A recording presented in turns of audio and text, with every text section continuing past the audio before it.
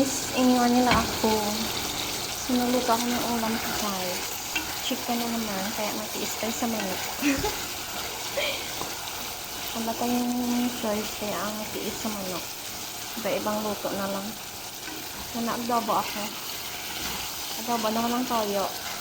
Kasi marami na naman akong toyo. Non-need na yung toyo guys. Sorry lang. Adobo sa lagyan ko lang siya oyster and ketchup and salt, pepper. So, malapit na siya maluto.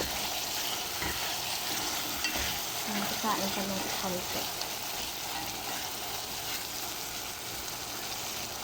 Diba?